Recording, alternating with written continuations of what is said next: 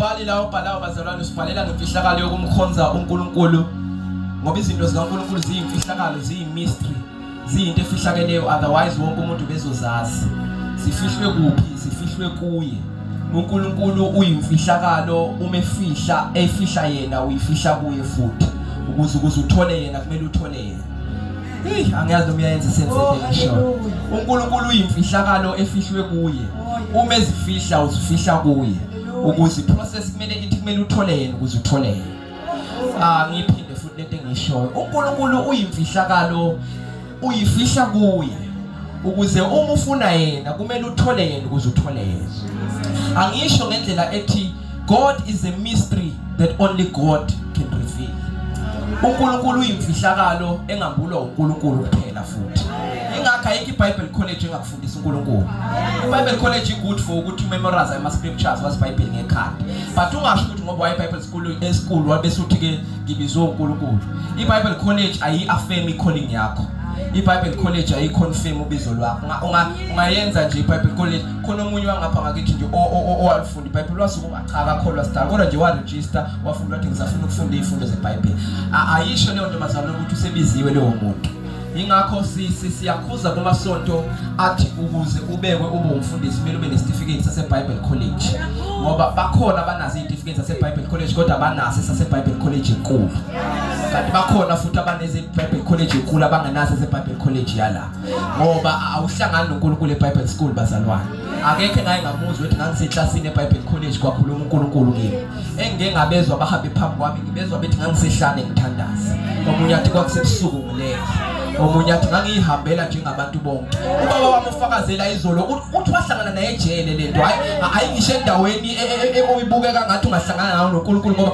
uNkulunkulu nayo itendency yokuqhamuka la ungamlindelanga khona bonke abahlangana noNkulunkulu bayihlanganela naye impilo ku business as usual bahlangana naye kungonakele lutho lithi iBible khona usisi lapha owaphazanyiswe nezinhlelo zakhe sebevumelene nomunye ubrother ukuthi siyawushaya umshado kwakhuluma basekhala lo bakhuluma nabasekhala lo kwathiwa yonke into yinhle ubrother Joseph no sister Mary ngazi noma bosisi basesontweni nobhuti wasesontweni lawa abakholwa lithi iBible bayisebehlelile labo sisi nalo yabhuti ukuthi siyawushaya umshado kodwa kuthiwa khona inhlekelele eyenzeka kwakhona ongenelela ku business as usual lotlalela ke Maria kuzomela imele yakho kancane ngoba njengoba usibona silazamisela ama plans ethu kwathiwa ke imele yakho khona kumele ingene njengamanje kwathiwa ufuna ukuba yini ufuna ukuba udokotela uyibambe leyo kuba udokotela khona kumele ingene njengamanje khona abasebefikile nasemaphupheni nabo kwathiwa uyibambeke leyo ephupho nalo wena ngoba khona ihlelo lasezulwini lasezulwini ihlalelo yidisorder kolwabantu uNkulunkulu nje mayengena uhlale ngena nento ebheceleni kuleyo kade uyihlelile wena ithi Bible ke inkulu imfihlakalo ngifisa ukuthi bazalwane sazi ukuthi ukukhonza uNkulunkulu kuyimfihlakalo and uNkulunkulu ekunikeza into isuke ingaphelele yonke ngesikhathi ekunikeza isuke iphelele but isuke iyinto epackagejiwe oyi-unpack usuku nosuku angiphinde futhi lento mina angilwazi ubizo lwami kuze kube namhlanje there was a point in time when ngangithi ngiyalwazi ubizo lwami but njengoba ngihamba ngifunda ukuthi ubizo luyinto yazi usuku nosuku ngifikela ngithi khona angilwazi ubizo lwami kodwa laziwa wuwe so into engizoyenza mina ngizokwazi wena bese wena uyalwazi ubizo lwami uzonginikeza indlela ukuthina umhlabeleli uthi ngizomethemba njalo ngoba uyayazi indlela manje angifuni ukwazi indlela ngifuna ukuthemba yena mangithembe yena uyayazi indlela angiphinde futhi lento ngifuna ukuthemba yena ngoba mangithembe yena uyayazi indlela so angikhathazekile kangako ngokuthi ngiyaphi kusasa ngikhathazeke ngokuthi ngimiphi naye ngoba mangithembe yena uyayazi indlela imfihlakalo kaNkulunkulu ilandwa kuyena bazalwane one of the biggest mistake engiyibonile yenziwa abantu abahamba noNkulunkulu ukuthi gogo umthetho ufika umukela into kuNkulunkulu uyimukele kuye uNkulunkulu kuwe naye ebese uhamba uyoyibuza kubantu angiphinde futhi lengisho ayikho into eyingozi bazalwane njengokuthi umukele into kuNkulunkulu ebese uyahamba uyoyibuza umuntu ubengekho lo muntu ngesikhathi uNkulunkulu ekhuluma nawe and do not expect ukuthi omunye umuntu akunderstand khona abantu abakhala inyembezi zokunga-understand ukuthi abantu abayi-understand into uNkulunkulu angibizele ngeke bayi-understand vele eyakho noNkulunkulu ngiyadlula nje lapho cishe kukhona la endlini okumele ayizwe leyo ngeke bayi-understand abantu imfihlakalo yakho noNkulunkulu ngeke bayi-understand Yindaba yingoba abantu abakwazi ukubona imbewu, bonke abantu babona izithelo.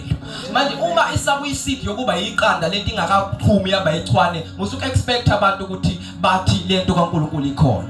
Yabo umehluko phakathi kwakho nesikhukhukazi, into yenza wena ushaya iqanda ulidle every day ekseni ingoba wena ubona iqanda. Kodwa into yenza isikhukhukazi mawuzothatha amaqanda lilwe ingoba lona lisabona iqanda selibona ichwane la.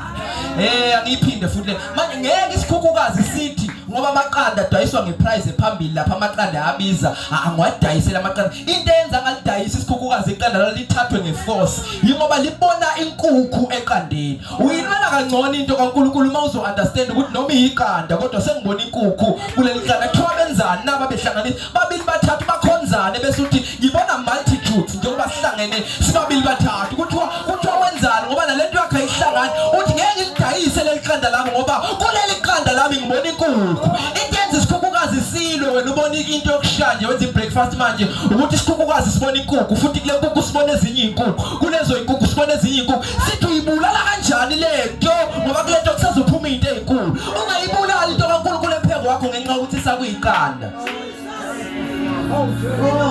Abantu abaphumelele bazalwane bami ohambeni noNkulunkulu abantu abalilwela ubizo ethi eqanda face lalisa yiqanda khona lingabonakala. Thina siyakwazi bathandekayo ukuhamba noNkulunkulu abantu bakutshene nje emehlweni nje mfana lento yakhe ayisile lento yakhe ayikho wena mfana nje hayi khawubuyela esikolweni lento yakhe ayisoze yaba khona. But I'm witnessing the power of God in these days. Onke lawo madoda amakhulu asho njalo ayabuya and they are telling a different story. Sebeyayibona inkukhu kodwa ngakholela eqandeni ngalibheka iqanda laze layikhipha lenkukhu. Bathi bethi lidayise leqanda mfana wami ngeke likusebenzele ngathi boba bami ngiyanizwa kodwa khonto engiyibona kuleli iqanda ngizwa kukhona okunyakaza ngaphakathi ngathi ngizwa kukhona okuguguzayo bathi mfana wami ngeke ufike ndawo nalento yakho zakholwa nathi kade ke mina bengisabisa ngokuthi ngizowa ngathi ngiyanizwa boba baba mina angeke ngiyiwe ngoba manje khonto sengiyizwa iguquza kuleli iqanda ngaphakathi. Angibazi babebonena bawa kade bekhona kodwa into engenza ngithi ngeke ngiyiwe ngoba khona sengeke ngakuzwa kuleli iqanda ngililindele iqanda laze laphuma lakhakaza baze abantu abakade bengaboni baqala babona hawu ibikhona ebikhona kulomfana ngakholelwa kuyiqanda. Bengahlela ngisho lento but ngicela ukumemezela ukuthi believer entweni uNkulunkulu ayibeke kuyo. Kholelwa eqandeni uNkulunkulu alibeke ulifukamele inkukhu ihlala bazalwane ihlala kunethe izulu inkukhu ihlala zina ihlala kushaya ichotho ihlala kwenza yonke uhlalelele inkukhu wafukamela into engaphili into engelutho ithi angiboni into engaphili khona utho engilibonayo kulokho.